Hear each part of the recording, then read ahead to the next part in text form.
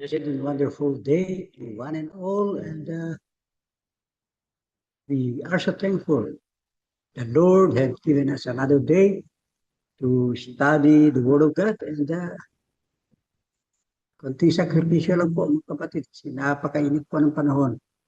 We are now with 37 and feeling like 45 to 46 here in Tuguegarao. Napakainit po, but gaano kainit yung panahon, ganyan po kainit dapat. Yung pagmamahal, paglilingkod natin sa Diyos. Now let us start our message this afternoon, and I would like to share to you the book of Luke chapter 11 verse 23, and I entitled this Non-Neutral Ground with Christ. Non-neutral ground with Christ. Sabi po in the book of Luke chapter 11 verse 23, it says, He who is not with me is against me, and he who does not gather with me scatters.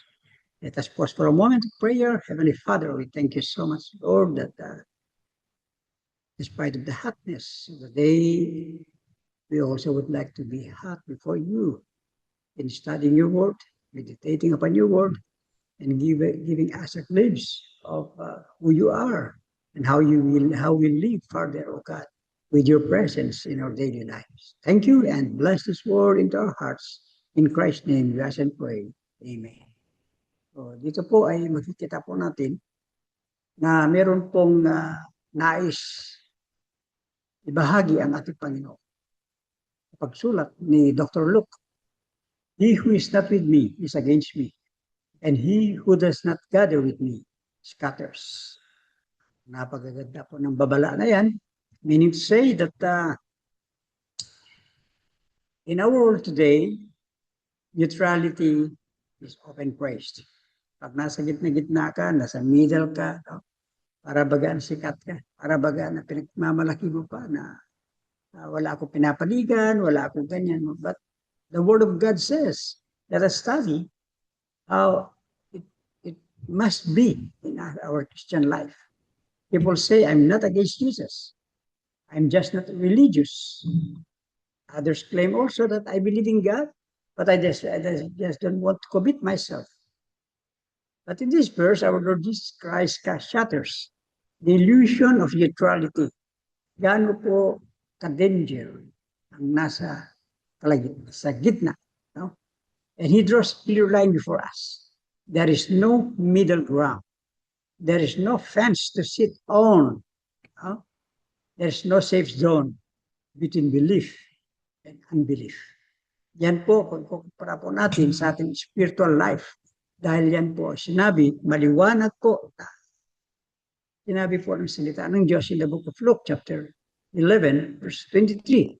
So, if we look further, and we will notice somehow what the Lord Jesus Christ wanted us to know more about this is this. Let's take a look. The impossibility of neutrality is often raised. Yan po sabi nila, no? But, tingnan natin, the impossibility of neutrality. Ano sabi ni Panginoon? He who is not with me is against me. So, it begins with a strong declaration. Napakalakas po na declaration ng Diyos sa atin yan. So, actually, this verse is not merely theological. It is deeply personal. Hindi lang theological background na titignan natin sa tao. Ito pong sinabi ni Kristo sa atin is deep in our hearts. It is a personal verse for us. May nais pong i-declare ang Panginoon para sa atin. Tingnan natin, the impossibility of neutrality. He who is not with me. Yan lang po, no? Napaganda po ng beginning. And that implies that there are only two positions in life. Dalawa lang pong katayuan po natin sa ating buhay. Tingnan po natin kung ano yung katayuan natin sa ating buhay. Una, tingnan natin, He who is not with me. And that implies positions in life. Number one, with Christ. Okay. Other one is not with Christ. And there is no third category. Wala na pong pangatlo, dalawa lang po posisyon natin sa harap ng Panginoon. Nasa kay Kristo ka o wala ka kay Kristo. Pero ito pong versikulo natin pong binasa, it demands definite position for us. Kailangan may position ka, may alam mo kung nasaan ka. Hindi kailangan nasa sa gitna ka lang. Dapat may napili ka. Ano sabi ng Book of Joshua? Today, piliin mo kung nasaan ka. Whom you will serve. Sabi, me and mine house will serve them. Hindi po nagsabi, ay, nandun lang ako sa gitna. Ayaw ko kumari kay Kristo. Ayaw ko manlabanan sa Kristo. No. Christianity is not, ano, ibig sabihin ng Christianity is not. Ito po ibig sabihin sa atin, no? With Christ or not with Christ, and there is no third category. Ibig sabihin, there is a casual affiliation. A cultural identity. Nasaan ka? Ano yung kinatatayuan mo? So it is an intellectual agreement. Nasa pag-iisip mo yan, nasa puso mo. Sino pipiliin mo? So it means to say it is a relationship of allegiance. Saan ka nagiging loyal? Sino yung tinataas mo? Pula o puti? So to be with Christ, kung ikaw ay na kay Kristo, ito po yung mga dapat makita po sa atin. Sabi niya, you believe in Him. If you are really in Christ, you believe in Him. Bakit? For God so loved the world, that He gave His only begotten Son. So, if you believe in the Lord Jesus Christ, and that you are with Christ, nasabi mo, dito ako kasama si Kristo. Nasa akin si Kristo. So, naniniwala ka sa Kristo. Pangalawa, sinusunod mo ba si Kristo? If you follow Christ, deny yourself and follow Him. So, is that a real allegiance to Christ? So to be with Christ, you believe in Him, you follow Him, and you submit to Him as your Lord. Madali sabihin siguro, no? Nandyan si Kristo sa akin. Pero minsan, hindi natin siya. Okay, masusunod mo rin siya siguro. Pero kung minsan, hindi tayo nagsasubmit sa Kanya. Hindi natin na sinusurrender yung buhay natin. To submit is to surrender your life to God. This is why, if you're really with Christ, you believe in Him, you follow Him, and you submit yourself to Him. So, yan po yung magiging parang hindi requirements, but it is our duty, our responsibility na nakasalalay sa buhay mo bilang isang tao na nasa Kristo sa iyo. And very, very good, what we call definition of to be with Christ. Kung sabihin na ayokong commit.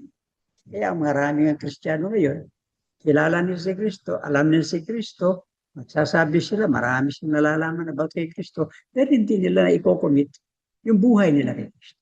Meaning to say, hindi na isusurrender yung buhay kay Kristo. Bakit? Because of the reservations. Marami ang mga bagay na alam natin na hindi tayo what we call totoo na kay Kristo. We believe Him, kay madali. You follow Him, gawa mo. But to submit to Him is hard. Casual affiliation, identity, and intellectual agreement. And that is the relationship of allegiance to Christ. Indifference is not innocence. Indifference, unconcern. Many assume neutrality is harmless. Kasi alam niya, pag may nasa gitna lang ako, akala mo, nagiging harmless. Kasi nasa gitna ka eh. Alam mo kung minsan, yung mag-aaway, nandito, nasa gitna ka. Kung minsan lumalapit sa iyo isa, kung minsan dito naman yung isa, sino naiipit? Ikaw. Kung minsan lumapit to, nagagalit yung isa sa iyo. Ito man lumapit sa iyo, nagkakaroon ng duda ito. So you see what we, yung unconcerned ka sa bawat isa. Kailangan may ron kang panindigan.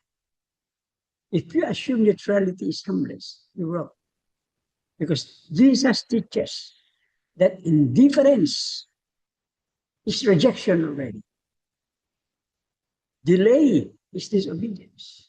Silence is already a decision. Tingnan mo. Kaya nga marami nga tayo sa atin ngayon. Himik lang. Ayaw niya makialam. Ayaw niyang magsabi ng katotohanan. Ano sabi niya? Open rebuke is better than secret love. Pero silensyo lang siya. Hindi, tahimik na ako. Pero babayaan ko na. Ang ginawa mo yun na silence is already a decision on your part. And being silent as a decision on your part is already what we call neutrality. Very simple, di ba? Kung totoo na sa iyo si Kristo, kumaya. Ipaglaban mo yung katotohanan na si Kristo sa iyo. Do it in right way with truth and wisdom. The impossibility of neutrality. Sabi niya, he who is not with me. Isa pong deklarasyon niya. Mean to say, ginigising niya yung diwa ng bawat isa. Totoo bang na si Kristo sa iyo? Meron bang nakikita si Kristo sa iyo? Is that what He meant for us? No? So, yan yung pwede maganap, pwede mangyari pag ikaw ay naka-neutral. Pero kung si Kristo na sa iyo, do it in the right way. Sasakyan nga, pag naka-neutral ang sasakyan, matakbo ba? Nasa bagitan siya Yun yung drive. Nandito yung drive, nandito yung reverse, nandito yung neutral. Huwag mo ngayon. Dahil naka-neutral. Gusto mo abante, pero nilagay mo sa neutral. Aabante ka ba? Gusto mo atras, nilagay mo sa neutral. Atras ka ba? Hindi. Kaya nga, the Word of God, the book of Luke, chapter 11, verse 23, opens our mind, opens our eyes as a declaration from Jesus Christ. Choose you this day whom you will serve. Christ or the enemy. Yan po yung malaking katanungan sa bawat isa. Secondly, now the reality of opposition also. Okay, of course, sa lahat ng bagay may opposition. No? Konti nga na mga bagay na nagkaroon tayo ng discussions. No? 10 sentimo. Pagpulot ka ng 10 sentimo. Sa ngayon, binabaliw na. But make it that 10 cents be valuable in your sight. Pag sinabi mo nakapulot ka, sino magmamay-ari dito? Sino nakawala dito? May magsasabi na akin yan. Magsasabi na hindi sa akin. Kaya ano yan? Or there is sometimes what we call na very simple. Nagawa tayo. Sino ang magtatapon ng basura ngayong gabi na ito? Sabi ka ko sino? Si Maria. Meron mag-uupos. Bakit lagi na lang ako? Bakit hindi natin dada? Alam, very simple. In everything, there is what we call opposition. And this is the reality of opposition in accordance to or in the light of the Word of God. He who is not with me, sabi ng Panginoon Jesus, is against me. Kung sino daw yung wala sa kanya, ay kalaban niya. Jesus does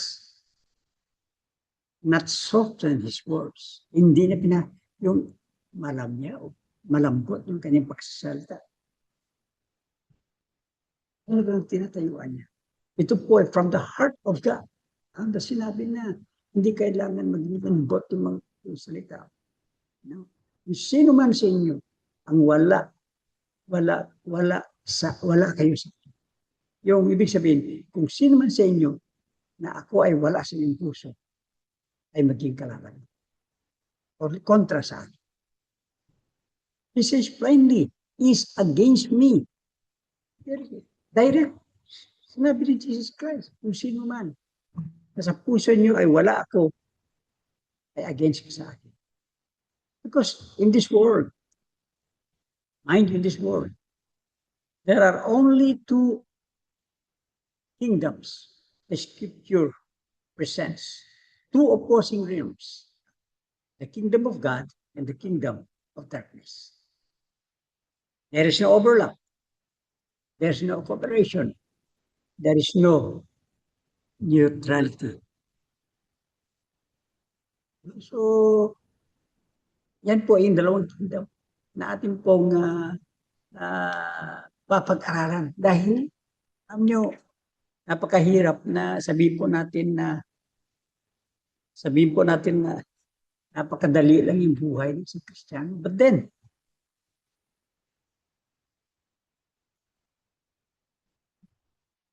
mamili ka. Anong gusto mo? The kingdom of God or the kingdom of darkness? There is no overlap. There is no cooperation. There is no neutrality. Pumili ka sa dalawa. Because you are against God.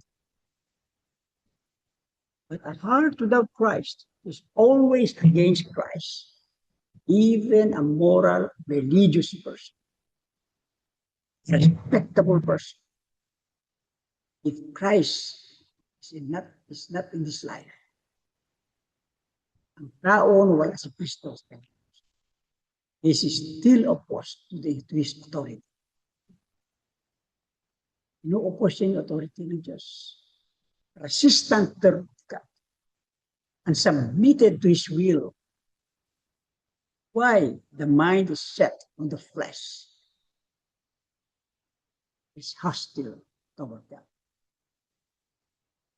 Sa atin kasi, minsan pagtingin natin sa mga sinasabi ng Diyos sa atin, kaya tayo nag-o-oppose, kaya tayo against, nagre-resist tayo, hindi tayo nagsasubmit sa Kanya dahil ayaw natin ng bawal. Kaya marami nga hindi sumasama. Sabi, pag pumasok ka dyan, sabihin ko sa iyo, maraming bawal. Kaya doon ay napakahirap na sabihan ang mga iba dahil sa akala nila, pag sinabi natin yung katotohanan sa kanila, hindi na sila magpamuhay ng tama sa kagustuhan nila. Dahil maraming bawal. I tell you, kung si Kristo ay nasa puso, you will live a respected life.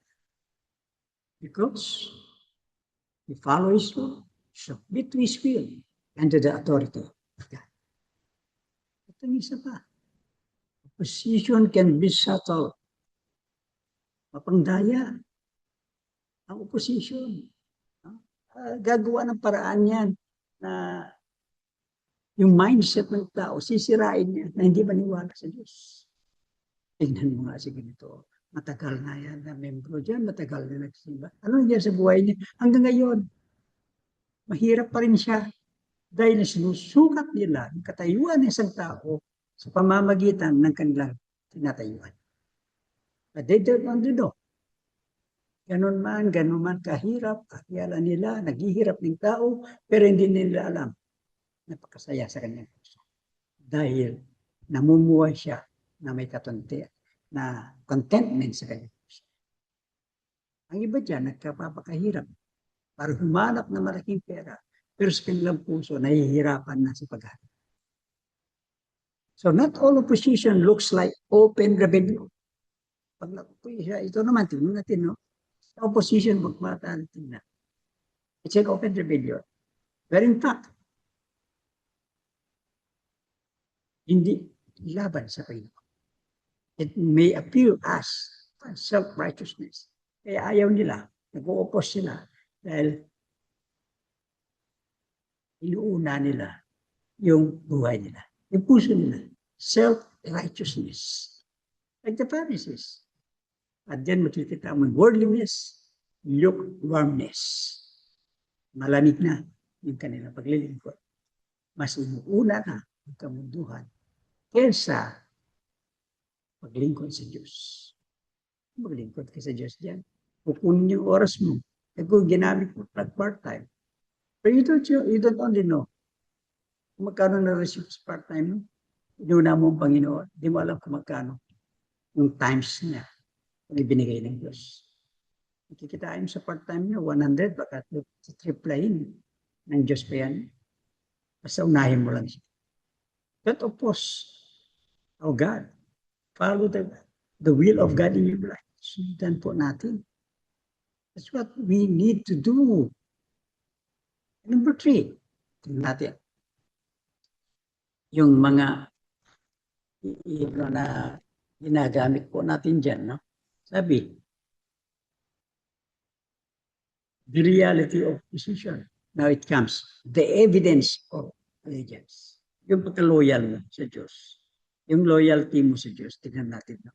The evidence, ano ebidensya na ikaw ay nagiging nas Panginoon? At kung ikaw ay wala sa Panginoon, hindi mo sinasabit yung buhay mo sa Diyos. Tingnan natin.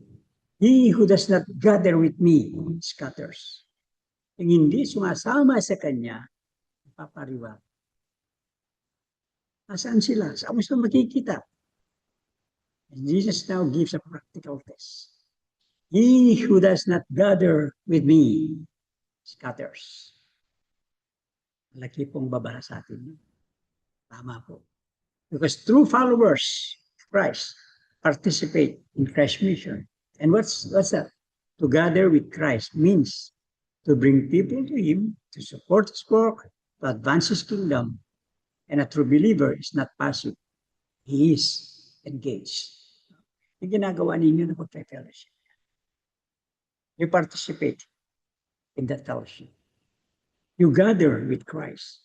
And that means, although mahirap magdala ng tao, but you support and advance the kingdom of God through that fellowship. Yung fellowship na yan, pag bumigay, diba? Kung mahina-hina na siguro nandiyan, at bumigay na, please, sir, yun, saka si Ma'am Eva. Kung papigay na sila dyan, ano nangyari? Wala na. Dissolved na yan. But because Christ is in their hearts, it must continue. It must go on. And that is the advancement of the kingdom of God if you are a true believer. Not a passive believer, but engaged in the real ministry of Christ. Kung sabihin niyo, pag nasa neutral life, there is no neutral influence. Every person is either gathering, nag-gather tayo, nag-gather kayo dyan, nag-invite na mga kasama, mga kaibigan, napaganda. Building up one another, helping one another, serving Christ for a cause. Pero kung hindi, wala si Kristo sa iyong puso, you scatter. Nasaan ka na kaya? Park? Buksa? Saan na lugar dyan? Wala na, you scatter. And that's hindering, neglecting, and opposing the work of God. Because you yourself have been used by Satan na nag-oppose ka. And even when you neglect the ministry, you neglect to go and fellowship, it contributes to scatter. Yung mga tao tumitingin sa'yo, yung tao na invite mo dyan noon, at nakita nila bigla na wala ka, nasaan ka, nakikita nila kung saan sulok na, they will also become scattered Christians. And don't ever tell, I'm just in neutral. Because no neutral influence every person can do. Dalawa lang. Kung hindi, kung nasa kay Kristo ka, you gather. Pero kung nasa neutral ka, you scatter. And the danger of passive Christianity, ito po, No? Your allegiance to Christ. The danger of passive Christianity. Many claim to follow Christ, but do not evangelize, do not serve truly from their hearts, do not contribute to the church. Because Jesus says, such a life is not neutral, it is scattered. You look at it. Napakaganda po, no? Kung passive Christianity ka lang passive Christian ka lang. What may, parelax-relax, banjing-banjing ka lang, wala ka nagagawa, at nagke-claim ka na nasa Kristo sa iyo, nagke-claim ka, true believer ka, pero ni hindi mo nasabihan yung kaibigan mo, ni hindi ka naka-invite. No, yung mismo anak mo, hindi mo sabihan ng katotohanan, sana siya ay tumanggap kay Kristo bilang kanyang tagapagligtas. You're just a passive Christian. Kung may dyan yung mga kaibigan mo na mga Kristiyano, nakikipag-Kristiyano, pag walaan sila, nakihalo ka sa mga mundo ka na rin. You're just a passive Christian. Ito po ay hamon sa bawat isa. He who does not gather with me scatters. Ito po ay babala sa atin na nandito. Kung hindi mo, meaning, hindi mo inuna ang Diyos sa iyong buhay, balang araw, nasaan ka? So this is a reminder for us. The book of Luke chapter 11 verse 23 is a very good reminder for us. So I want to leave before you this conclusion. Jesus leaves us with a sobering truth. Anong katotohanan na yan? No neutrality sa Christian. No middle ground. No divided loyalty. You are either with Christ or against Him. Gathering or scattering. So ito po yung appeal ko, my brothers and sisters in Christ. Where do you stand today? Ano kinatatayuan mo sa araw? Look at yourself. Meditate upon the words of God. Meditate upon this question. Where do you stand today? If you are not yet with Christ, repent and believe the gospel. And what's the gospel? That Christ died for your sin and for my sins. Accepted the dying of the cross. And then someday, and then He was resurrected. And then comes when He will claim His children. You will be one of them going. Live the gospel. And if you claim to follow Him, nais mo na talagang sundin siya. Examine yourself right. In your life. Remember, Christ is not looking for admirers. He's calling for disciples. And what is a disciple? Ito po yung mga tao na natuturuan, naniniwala sa salita. Ginagamit. Naway atin pong makita sa puso.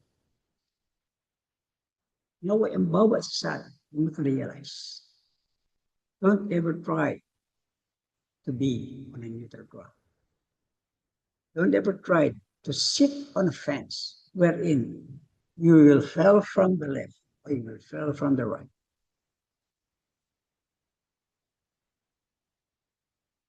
Ito po yung ating pong paalala sa. Where do you stand today? Are you with Christ or you are against?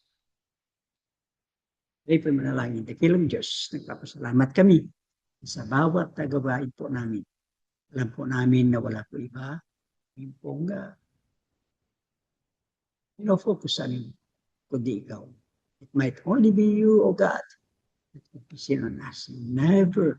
But nais po namin na kami ay gumawa ng desisyon na si Kristo ang ating Panginoon. And bless the fellowship of Macau. Bless each one of them.